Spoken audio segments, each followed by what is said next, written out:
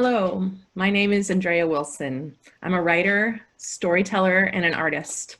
I'm also the founder and director of the Iowa Writers House, creator of the Bicultural Iowa Writers Fellowship, and an editor of this series, We the Interwoven.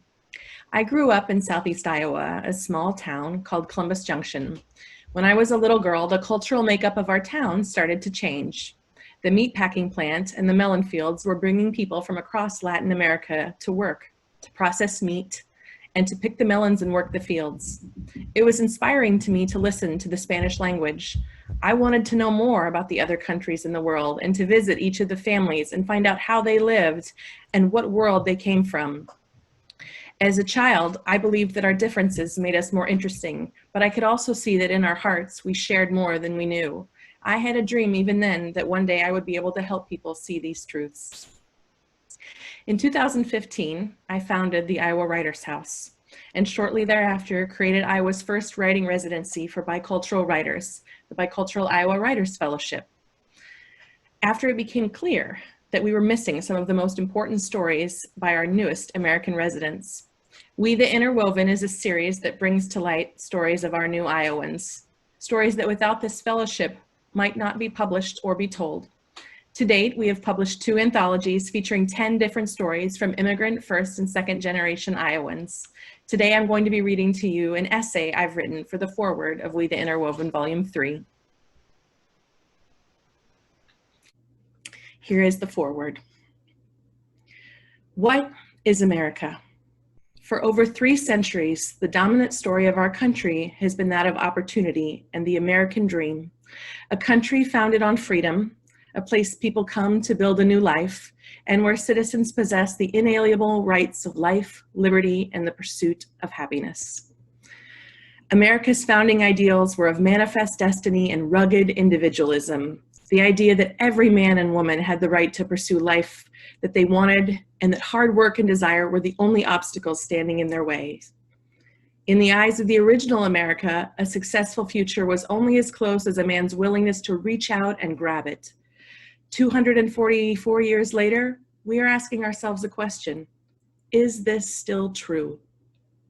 Is a healthy and stable future still attainable for all? And is hard work enough to get there? The accomplishments of this nation are undeniable. Since our founding, we have been a beacon for democracy, a world leader, and a superpower. We put a man on the moon and set the global currency. We've led in innovation. The American spirit is known for creativity, tenacity, and ultimately of finding a way. Yet beneath the surface of this established tale of success has been another one of uprisings and protests of an American system that did not fully embody those ideals for everyone. From the Boston Tea Party in the 1700s to abolitionism in the 1800s, from women's suffrage movement and the civil rights movement, the story of America is one of dissent, protest, and unrest as well. During the making of this book, and with a global pandemic as the background, we once again found ourselves experiencing a surge of opposition movements. In these movements, we hear something different. We hear the rising voices of people speaking out that the classic story of America in the textbooks and the TV shows has not been their experience. Their American dream was a different one than the films. Their experience as a successful future, less in reach. But whose story of America should we accept? The story of those who have found success already, or those who are struggling to find their place? The story of the newcomers, or those whose families have been here for generations? Do we sing the song of the hopeful, or do we share the cries of the hopeless? Whose stories are those of America? If the answer to that question is, it is all of ours, then our greatest tool for building a healthy future may be to listen, especially to those stories of Americans that are less known, but equally important. And so, when the voices of dissent rise, how do we integrate those perspectives into our collective understanding, our dinner time conversations, our history books, our classroom discussions, and our political landscapes? At what point does a minority tale become a majority experience, and how will we know when the pendulum has swung too far? These are the questions we face today as a nation, with some of the greatest political division in our country's history as a cacophonous background. I have always believed in the power of story. 3 years ago, We the Interwoven was an idea, a vision to find storytellers who could help us listen to what it meant to be a new American living in the heart of our country, right here in Iowa. When we began, we were simply hopeful that the stories would find an audience. The results have been so much greater and speak for themselves in the lives of those who've been published. The writers of We the Interwoven have risen up to be new agents of change. They've become children's book illustrators, university press authors, immigration reform activists, diplomatic envoy nominees, and featured speakers at conferences. They've integrated their stories and experiences as bicultural fellows into their work as family counselors, doctors, mathematicians, arts and culture educators, librarians, students, and teachers. They are America, and as American as they come, in that they are all unique, each with a different history and life experience, but collectively trying to find their way in a world that is both full of opportunity and obstacle. They are all of us. As the editor of We the Interwoven, the series, guiding these writers' journeys has been a rare joy and an honor. It has also solidified my belief that story is a tool for empowerment and a psychological springboard into a healthier future for all of us. When people are able to access the power of narrative for purpose, and they are given an environment or a platform that allows these stories to take hold in all of our collective psyche, the arc of their future changes, and so does our collective future. As Iowa high schools, colleges, and universities have begun to adapt our anthologies into their diversity curriculums, and communities have begun using them for facilitating difficult conversations on race, we have seen this change begin to take effect at an exponential level. This year, the voices we bring you represent perspectives that have rarely been seen in publication. Unique to Volume 3 are 4 tales written from the same cultural backgrounds, but of different generations, offering a fascinating parallel and insight into migration and the diasporic experience over time. From Syria, Eyad Said tells us the story of a father trying to explain to his children that he was born in a country where they can no longer visit, and to grandparents that they can no longer see and hug, but now in an Iowa home he is grateful for. Hibajara Kami writes of being a young woman whose parents moved from Syria to Iowa before she was born. They came to build a new life, but then the terror of 9/11 struck, and soon the FBI was at her doorstep. George Call's beautifully haunting letter to his deceased Palestinian parents describes his path from the homeland, from Cairo to Iowa, and eventually of finding love. Dua Tawil was the first Muslim woman to don the hijab in her Iowa school, forging a representative religious liberty in a time when it wasn't easy to stay strong. For the first time in the series, we share a story of a woman who fled political persecution in Sudan. Salma Salama left Sudan as a famed radio host, coming to Iowa with almost nothing, and yet finding neighbors and kindness here in the heartland. Shalini Jasti writes of being a young woman whose family immigrated from India and the pressure felt by many immigrant children to speak English while remaining connected to her mother tongue. Lastly, Vanessa Coponi Sawato Espinosa offers the tale of an undocumented woman from Mexico as she becomes a legal resident, a story exploring her complicated relationship with her official American documents. These stories are but experiences of 7 individuals, and yet they represent a window into the collective voices that merit our listening. Our newest Americans have much to show us about the experience, and with Iowa as the setting, the truth and dimensionality of the heartland begins to shine through. Through these stories, we may be able to find threads that help us weave a more authentic representation of modern-day America, bringing us closer to the ideals of truth and justice for all.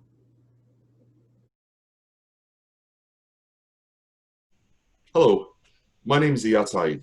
I am an assistant professor of mathematics at Mount Mercy University. In my piece titled The Polite Guest, A Syrian Father's Story, I talk about our journey coming from Damascus, Syria to the United States in a pursuit of happiness. I will start by reading my artist statement. I was born in Damascus, Syria, and lived there until I was 30 years old when I traveled to the United States to study mathematics. I spent 20 years in the Syrian public education system. where I was never asked about my opinions. I was never taught how to write critically or how to debate or defend an unscientific point of view. I didn't even know students in other parts of the world learned these skills until an English professor at school where I work told me that he was using a book called The End of Policing by Alex S. Vitali to teach his writing class. This came as a complete shock to me. It was not the topic itself that surprised me. It was the fact that students were expected to read the book and write essays to express opinions that might be different than the authors or the professors. I believe that the education system in any country aims to create good and productive citizens. What each regime defines as a good and productive citizen, though, can vary widely. Under a dictatorship like in Syria, a good citizen is one who agrees with the government without argument. It can be dangerous to express any countering opinions because free voices scare tyrannies. So, while I never had an issue explaining a math problem or talking about a scientific theory, I always struggled with expressing my opinions. My friends used to describe my approach in arguing as a very mathematical one. After I moved to the States with my wife and baby daughter, part of me wanted to tell everyone about the tragedies taking place in my country. But I found that I was not able to wrap my mind around all that had happened. I thought that was because the details were far more complicated than my ability to keep track of them. When I was accepted to the Bicultural Iowa Writers Fellowship, I thought I would take the opportunity to organize these details and tell these stories, starting with our own. It was then that I discovered that there was a mental barrier, another part of me that did not want to remember and was blocking my attempts to relive what I witnessed. I'm writing to untangle all of these memories, to try to heal that part of me as I explore my past and learn to express my opinions. I also want to celebrate the people we've met on our road to happiness, and to share every act of kindness, big or small, they showed and the mark they left on our lives. Some left me with intriguing questions, some with regret. Most importantly, some helped us go on through dark times. Finally, I want this essay to be a message of hope to everyone who reads it. Happiness can be found. Don't give up looking for it. Here is a little excerpt from my story, The Polite Guest. Part 1, Damascus, Syria, The Good Life. To begin to understand where I came from, you need to meet my family. And what a better place to meet them than the kitchen. I grew up in Damascus, Syria. I moved 3 times in that city. And in all of those places, most of my memories have to do with the kitchen in one way or another. The divine smell of my mother's cooking would lead me there to steal a bite. Or I would go there simply to hang out with her. Later, I would go to share with her a finjan of Turkish coffee and a cigarette behind my father's back. My mom always began cooking by sauteing onions and garlic. Whenever I tried to speak to her before it was time to eat, she'd say, "I need to finish preparing lunch. Your dad will arrive soon, tired and hungry." Lunch is the main meal in Syria, the center of our day. It was always assumed that our family of 4 would gather around the kitchen table to eat together. My mom, a perfectionist, would cook at least 2 main courses to satisfy the picky eaters. "Your dad doesn't like white sauce.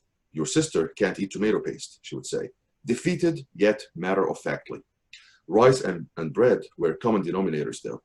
"Wait until your father sits at the table before you start," she would say while still standing in the kitchen. "But I'm hungry, Mom." I said, "Wait." "Fine." But I would sneak some bites anyway. I couldn't help it. I've always been a foodie. I was always the first to sit. I scanned what was on the table and picked my seat to be close to the foods I liked the most. My dad sat down next, after he changed out of his work clothes. He was already looking forward to his nap on the couch after the meal. Then Mom would sit. She never sat before he did, ever. "Sarah, food's getting cold." Mom would call my sister, who was always the last to the table. I think I got most of the food-loving genes when I was inside my mother. So when my sister was born 4 years later, she did not have as many. Strong, smart, and quiet, she kept a lot to herself. A trait all 4 of us share that we have never acknowledged in one another. My dad is not necessarily the patriarchal type, but my mom definitely is. "A ship can never have 2 captains," she explained once. I'm not sure she enjoyed being the traditional second in command, but she excelled at it. I was not raised as a kitchen helper, nor was my sister. Instead, Mom did everything herself, from getting the dishes out to putting the leftovers away.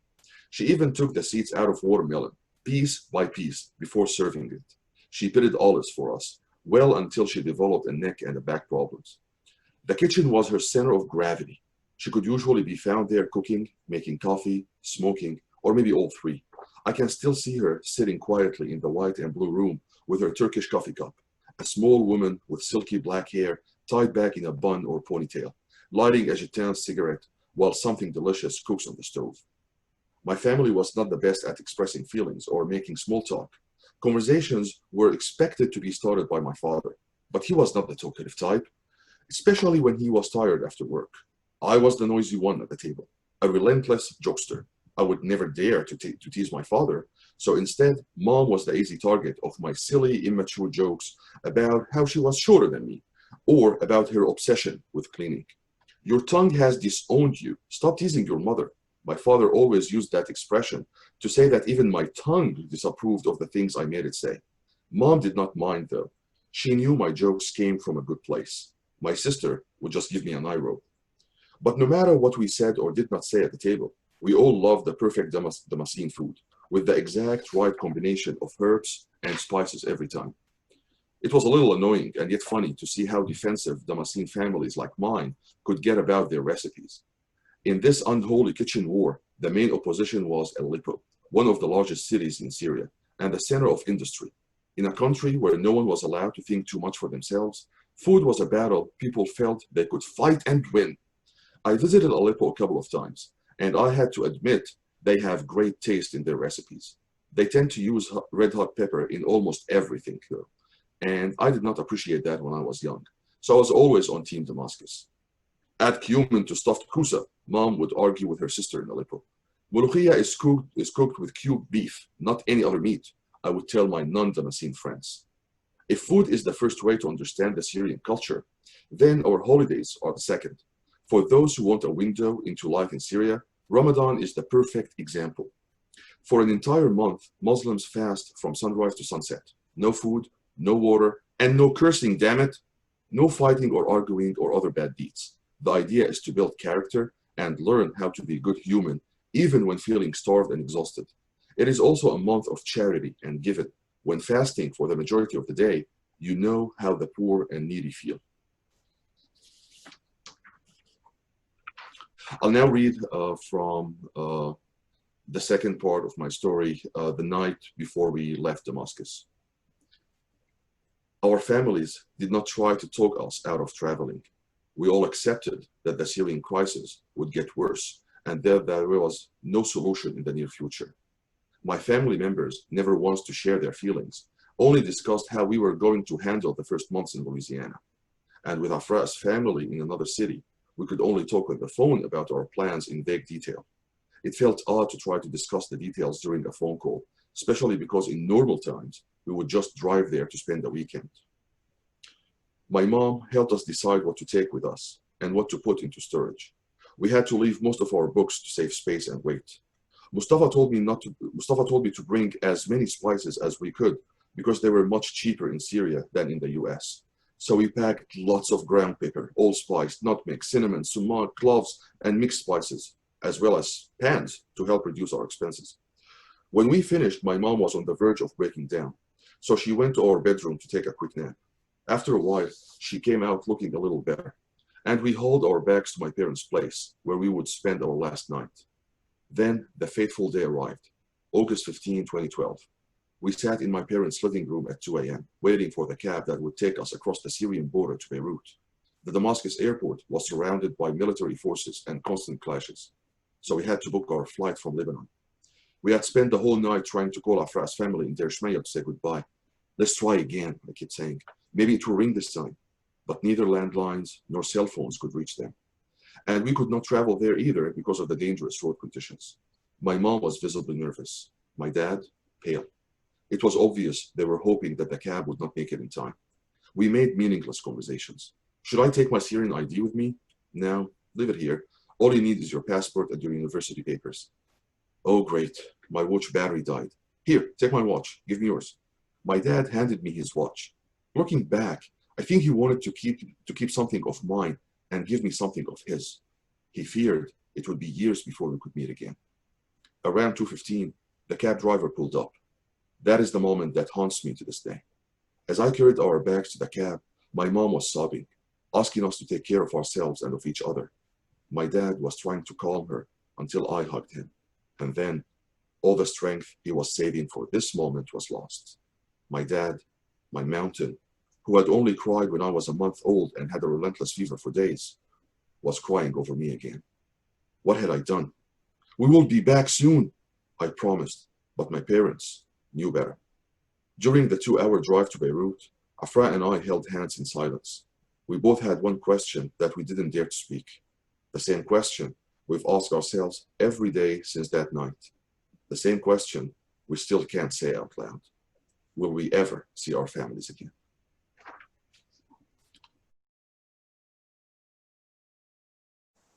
My name is Shalini, and I'm a rising senior at the University of Iowa. First, I'm going to begin reading my artist statement so you can get to know me better. My parents are both immigrants from Andhra Pradesh, India. While they raised me to be their modest Indian daughter, naming me after the characteristic they wanted me to maintain, they have told me little about their lives in India, almost as if the past is a secret that I am not allowed to know. Though I receive glimpses of their childhoods through windows of beach visits on the coast of Kerala and memories of schoolyard games on dirt playgrounds, India itself is a shattered glass mosaic that rests in a foggy recess of my mind. It is a fantasy land that I have not been to, yet it represents half of who I am. My parents brought me with them to the United States when I was 6 months old. As we moved from Pennsylvania to Ohio, ending in Illinois, India became a distant memory, replaced with Midwestern suburbs, white faces, and American culture. Until sophomore year of college at the University of Iowa, I did not think about being Indian. I've always known I am Indian, but part of me did not accept that I would always be Indian. Almost as if one day I would wake up and be someone else, would forget where I came from and deny my origins. I am no longer comfortable losing half of my identity to people who have different ideas of who they want me to be. Yet, there is no clear path for me to take to begin reconciling my two new identities, now that I have come to the conclusion that I want both. I am a person caught between the cultures of South India and America. My only hope is that I can continue to take refuge within my own writing, language being the one link between my two identities. Telugu slides from the tip of my tongue like silk or honey, and English sticks to the roof of my mouth like peanut butter, but both share space on countless pages of my writing. As I can no longer pretend to be white, I cannot write in white either. I believe that the stories I am told by my parents and the narrative I have created for myself are as truthful and insightful as they can be. But I don't want anyone to believe that this is the story, the monolithic narrative of South Indian American women. I am one voice. I am compelled to write this essay from the deep desire to understand the parts of myself, erased over years, reincarnated on the page to begin anew. I am now going to begin reading Mother Tongue, which is a story about me and my relationship with my mother, and also my relationship with English, and how all those different relationships are connected within my identity, and how it's sort of a push and pull between me finding my identity as a writer, and also at the same time finding a closer relationship with my family, specifically my mother. So this is the beginning of Mother Tongue. I am nestled in bed, the faint residue of summer play subsiding within me, giving into the whispers of sleep. My thick black hair fans out over the pillow, the smell of coconut oil seeping into my pillowcase and refusing to leave for decades to come. I can hear my mother's muffled footsteps against the carpet before I can see her. Her elongated shadow is distorted from the light cast from my bedside lamp. She creeps into my bedroom, her arms reaching out to me like the limbs of a bony tree. Her presence is overbearing. The scent of her lavender lotion and spices from cooking, a mix of orange garam masala and dark green coriander, clings to her clothes. It mingles with the crisp odor of wood from the old desk in my room and a sickly mixture of natural and unnatural aromas. She jostles herself next to me in bed, dropping a book over our laps. I can feel the cold cover through the blankets, the glossy pages of a bear in a top hat and a girl with golden curly hair. My mother reaches across the bedside table and sets the clock alarm for 1 minute. This is my nightly routine as a 6-year-old, preparing for the literary assessment starting in 1st grade. She starts the timer as soon as she turns the page. Goldilocks sat in Teeny Baby Bear's small chair and began to bounce with glee. I began reading aloud. This chair isn't just a little comfortable. A sharp pain shoots down my arm, and I let out a small gasp. One slap to the shoulder. I look at my mother in shock. It's pronounced comfort-table, she hisses. The most dangerous element of my mother is her sharp tongue, coated in the slithering language of Telugu. It is filled with wit, anger, and spite. Despite the fact that I know kids at school pronounce comfortable differently, I continue with her pronunciation, playing her game, hoping only to reach the end of the story.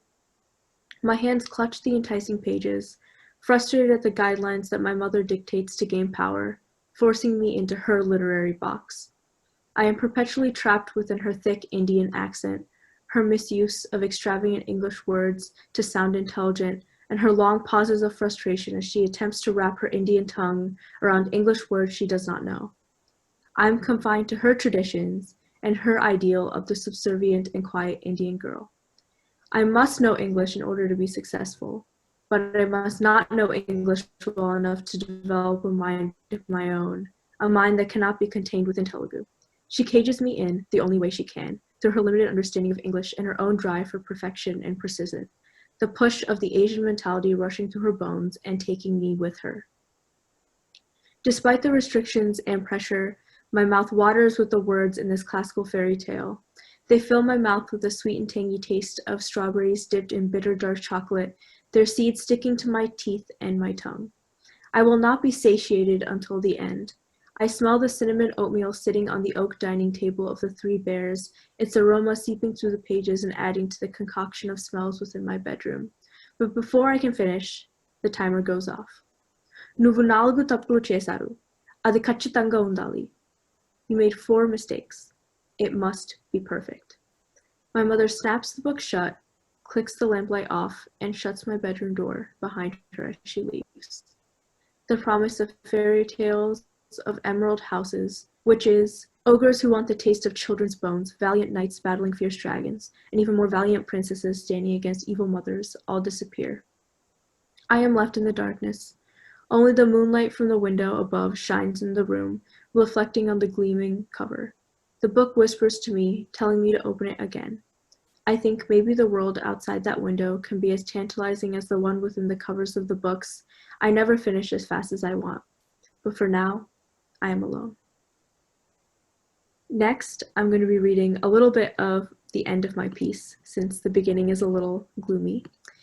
This is a much different reflection of my relationship with my mother, especially since later on in life I realized that my view of her as a child is a lot different than my view of her now. So this is a little bit of the ending of Mother Tongue. Now that I am older, resting in a duplex that I share with my longest college friends, I am learning to love my family in a new way as well, especially my mother. They still don't understand me, but I no longer place as much value on their perception of me as I do on my own self-worth. I stare at my bookshelf and my eye catches on a children's literature anthology on the top shelf. Suddenly, I am young again.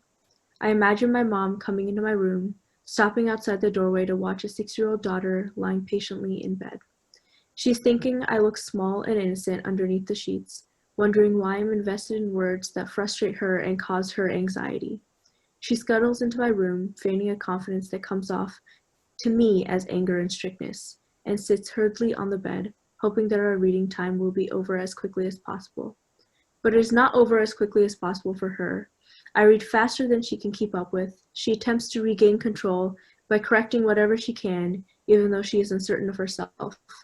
Finally, the timer goes off, and she sighs in relief, slamming the book shut. She can see how disappointed I am that reading time is over, but she is pleased to be finished. She turns off the bedside light, returning us to the dark room I'll soon fall asleep in. Thank you for listening to Mother Tongue. If you would like to read more stories of authors like me, please consider pre-ordering We the Interwoven Volume 3, which is out now. Thank you.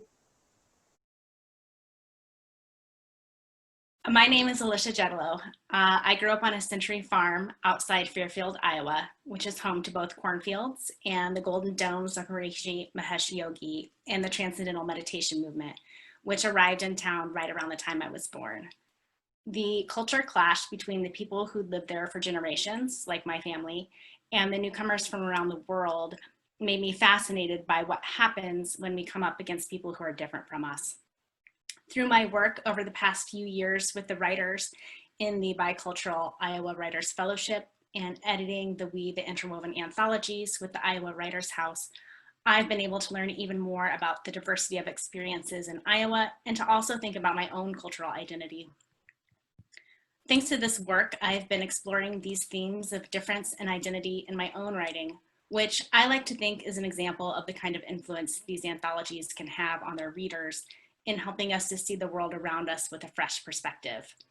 My reading today is from my book, All of This for You, a novel and stories that was born in November 2016 after the presidential election. When I looked around at the women of my own Iowa community, friends and acquaintances and relatives of different races and backgrounds, and wondered how well I actually knew them and what their experiences were like. It was from this exploration that the fictional town of Pleasantfield and its residents began to take shape. All of This for You tells the story of Leah Jackson, a 19-year-old who escaped her small Midwestern hometown, only to show up on her grandmother's doorstep 9 months later, pregnant and refusing to talk about it. A Greek chorus of women's voices draws us into the world of Pleasantfield as her return sets off reverberations through the community. As the truth about the past is revealed and Leah gives birth, the women of Pleasantfield question not only Leah's story, but also their own stories, their biases and assumptions about race, and what it means to belong to a place that doesn't always feel like home. Ultimately, Leah must determine if the town can accept the family she's created, or if being the kind of mother she longed for as a child means leaving everything she knows behind. So the excerpt I'm going to read is the opening of the book as the chorus of women introduce us to Leah's situation, followed by her grandmother, Rosemary Jackson, who then begins to tell the story from her own point of view. Listen, child, everything is normal until it's not. We wake with the sun, we stay up late and sleep in, we lie awake in bed all night, brains on fire. We gossip with friends, we gossip about friends, we fight, we make up, we never speak again.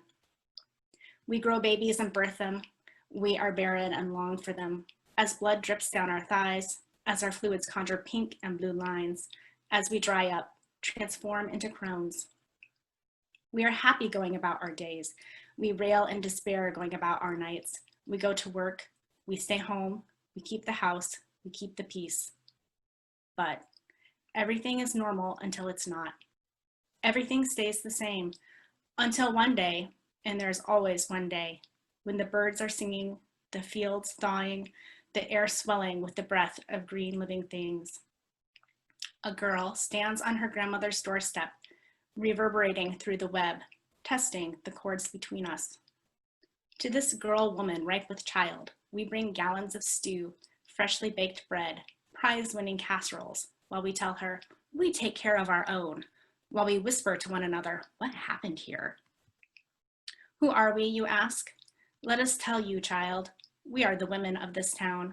Let us tell you, child, what brought you to this place, who helped make you who you are. Let us tell you all of this, dear. Dear Mrs. Jackson, kindly Rosemary Jackson, a good woman, gracious and brave, who drinks her dead husband's whiskey, whose orange peels pile in her lap, whose lipstick gathers dust in a drawer. What a surprise what happened to her daughter. Is it any surprise what happened to her daughter's daughter? Come home with a belly full of babe. You know what they say, like mother, like daughter. Poor Rosemary Jackson, mother of my mother. This house, it knows me and I know it. I know every loose floorboard, every corner favored by spiders, every seat with a view of the songbirds. It knows every fight I've had with my daughter, every tear I've dried from my granddaughter's cheeks, every prayer I've sent to God or the devil or anyone who might listen. The first time I saw it, my daughter was 13 and my husband's body wasn't 2 days in the ground. I knew the day he died that we'd have to sell the farm and move to town. Some called me cold, But there was no time for tears, not from the moment Virgil fell from the 50-foot silo on that perfect summer day, arms spread like an angel falling from the heavens, or so the hired man said. Later, the coroner said it was a heart attack, not carelessness, that made him fall, but it didn't matter. He was gone, and there was no time for anything but opening the newspaper to the real estate pages with a prayer and a pen. I looked at the bungalow with clear eyes, buttercup yellow, 1.5 stories, sagging porch, peeling white trim. What do you think? I asked Jane. No answer, unless you count a sullen shrug, which I did not, but I let it slide. I was a stickler for manners, always prodding my daughter to speak in full sentences, enunciate, say please and thank you, yes ma'am and no sir, but not that day. Not well, she looked paler than Jackie O, squinting in the Texas sunlight. Virgil's words about the assassination of his favorite president came back to me then, a terrible sort of prophecy. You wouldn't think such awful things could happen on a day when the sky is so blue, would you? I think it'll do just fine, I said. It'll take a little elbow grease, but that's the one thing we've got plenty of, and it's close enough for you to walk to school. And it was yellow, Virgil's favorite color, and it was on Willow Street, named for his favorite tree. But I didn't say that part out loud, barely even let myself think it. There was no time for tears. I don't want to move, Jane cried, the most words she'd spoken since the funeral. Isn't there some way we can stay on the farm? There wasn't, but even if there had been, my mind was made up. If there's a decision to be made, I make it, and quick. That all changed 2 days ago when Jane's daughter showed up on my doorstep, belly out past her toes, looking like she was home from war, but refusing to tell me a thing about it. Now, for the first time in my life, I can't seem to make up my mind. Is it better for me to stay here and help my granddaughter for as long as I can? Or should I leave this house for good? Let Leah raise my great-grandbaby in it without having to worry about a failing old woman. The chair creaks, but it's still as solid as the oak it was made from, and I rock in time to my heartbeat the way I used to when I was a new mother and then a new grandmother, deep into the night. Rock-a-bye, baby, rock, rock, rock. I got up and fixed myself a spot of warm milk with whiskey round about midnight, but it wasn't enough to keep my mind from wandering like a mule that's lost its harness, not after a day like today. So, like the old woman I swore I'd never be, I made my way to the living room and sat myself down in the Amish rocking chair, the one Virgil bought for me after Jane was born, wood polished smooth as silk. I sat myself down, rocking and fretting about moving to the Happy Village old folks home, and what's going to happen to my granddaughter, and what's going to happen to me, and what's going to happen to this family when I'm not here to keep the seams stitched together. Help me, Virgil, I whisper. I don't know what to do. Thank you for listening to our reading, and I hope you'll have the chance to read We the Interwoven, and who knows, maybe it will spark some creative inspiration in yourself as well. Thank you so much for joining us today for this reading from We the Interwoven, Volume 3, and All This for You by Alisha Jeddeloh. I'd like to thank our readers, Eyad Said, Shalini Jasti, Alisha Jeddeloh, and I'm Andrea Wilson. If you're interested in purchasing a copy for pre-order of We the Interwoven, Volume 3, you can find that on our website at iowawritershouse.com or at biculturalwritersfellowship.com. We'll be sending those books out within the next month and are so excited to send you a signed copy. Thank you for joining us. Have a wonderful day.